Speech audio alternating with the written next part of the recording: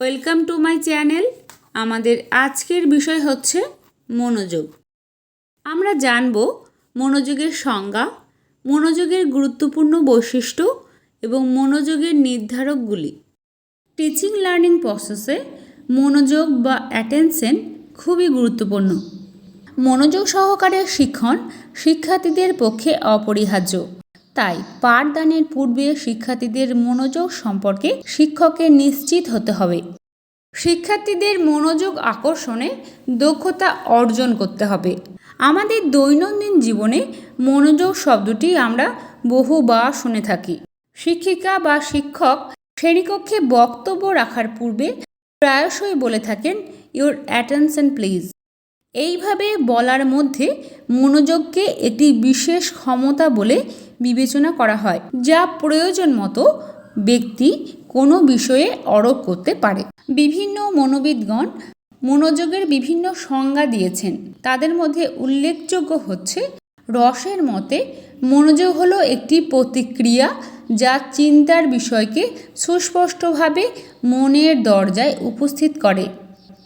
উডওয়ার্থের মতে চেতন মনের নির্বাচন প্রক্রিয়া হলো মনোযোগ।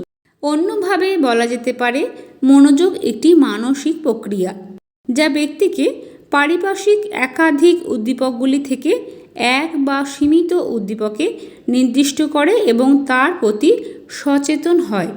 এরপর দেখে নেব মনোযোগের গুরুত্বপূর্ণ বৈশিষ্ট্যাবলী, ইম্পর্টেন্ট ফিচার্স অফ অ্যাটেনশন। 1 নম্বর বৈশিষ্ট্য হচ্ছে মনোযোগ হলো একটি কেন্দ্রাণু প্রক্রিয়া। চেতনার দুটি স্তর, একটি হচ্ছে কেন্দ্রীয় চেতনার স্তর, অপরটি হচ্ছে প্রান্তীয় চেতনার স্তর।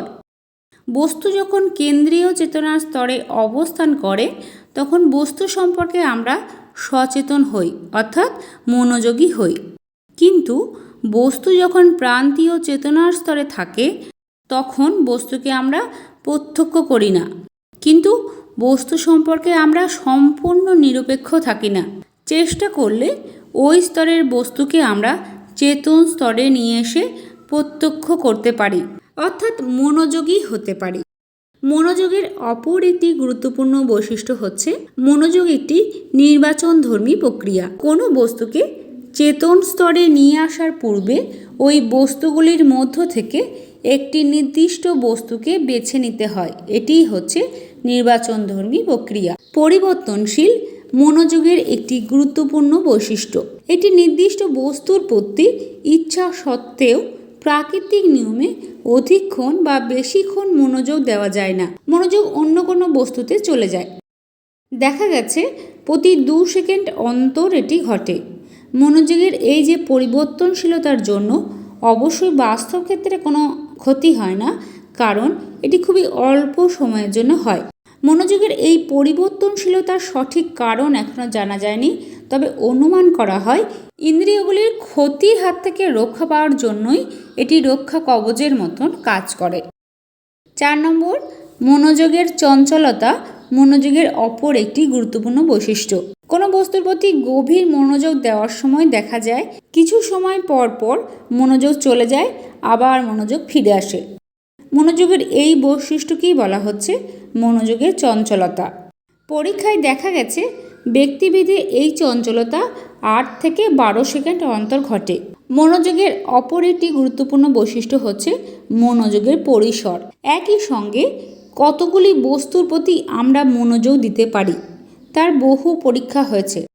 মুহূর্ত মাত্র দেখে বা শুনে একজন ব্যক্তি যতগুলি বস্তুর প্রতি মনোযোগ দিতে পারে তাকে বলা হচ্ছে মনোযোগের পরিসর। মনোযোগের এই 5টি বৈশিষ্ট্য খুবই গুরুত্বপূর্ণ। 1 নম্বরে রয়েছে মনোযোগ একটি কেন্দ্রাণু প্রক্রিয়া। 2 নম্বর হচ্ছে এটি একটি নির্বাচনধর্মী প্রক্রিয়া। 3 নম্বর মনোযোগের পরিবর্তনশীলতা। 4 নম্বর মনোযোগের চঞ্চলতা এবং 5 নম্বর হচ্ছে মনোযোগের পরিসর। এরপর আমরা দেখে নেব মনোযোগের নির্ধারকগুলি সম্পর্কে। সাধারণত মনোযোগের 2 ধরনের নির্ধারক দেখতে পাওয়া যায়। একটি হচ্ছে বস্তুগত নির্ধারক, অপরটি হচ্ছে ব্যক্তিগত নির্ধারক। এই বস্তুগত নির্ধারক কাকে বলে? কোনো বস্তুর বৈশিষ্ট্যই যখন ব্যক্তির মনোযোগ আকর্ষণ করে তখন তাকে বলা হচ্ছে বস্তুগত নির্ধারক। এই বস্তুগত নির্ধারকগুলির মধ্যে অন্যতম হচ্ছে 1 নম্বর তীব্রতা। তীব্র আলো, প্রচণ্ড শব্দ বা গাঢ় বর্ণ আমাদের মনকে বলপূর্বক আকর্ষণ করে। আমরা মনোযোগ দিতে বাধ্য হই। এই নির্ধারকটির সাহায্যে বিজ্ঞাপনদাতারা আমাদের মনোযোগ আকর্ষণের চেষ্টা করে। 2 নম্বর নির্ধারকটি হচ্ছে বিস্তৃতি। উদ্দীপকের বিস্তৃতি আমাদের মনোযোগকে আকর্ষণ করে। অস্বাভাবিক দীর্ঘ বা বেঁটে বা স্থূলকায় ব্যক্তিদের প্রতি আমাদের মনোযোগ সহজেই চলে যায়। 3 নম্বর নির্ধারকটি হচ্ছে পুনরাবৃত্তি। এই পুনরাবৃত্তি মনোযোগের অন্যতম বস্তুগত নির্ধারক। সাহায্য করো, এই শব্দটি যখন আমরা একবার বলি তখন অনেকেই এটাকে এড়িয়ে যেতে পারে, কিন্তু যখন আমরা এই সাহায্য করো শব্দটি বারবার উচ্চারিত করব তখন কিন্তু সকলে মনোযোগ দিতে বাধ্য হবে।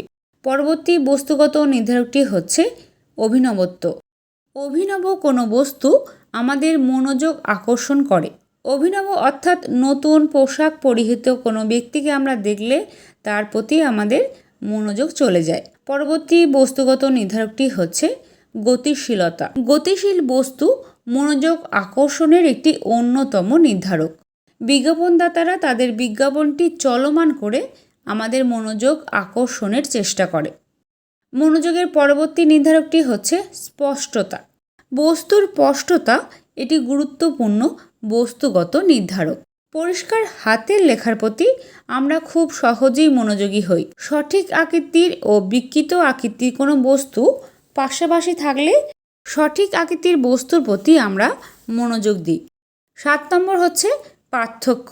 একটি দীর্ঘকায় ব্যক্তির পাশে এটি খর্বাকার ব্যক্তি বা একটি স্থূলাকার ব্যক্তির পাশে এটি শীর্ণকায় ব্যক্তি পাশাপাশি থাকলে খুব সহজেই সেই দিকে আমাদের মনোযোগ চলে যায়। 8 নম্বর বস্তুগত নির্ধারকটি হচ্ছে রং।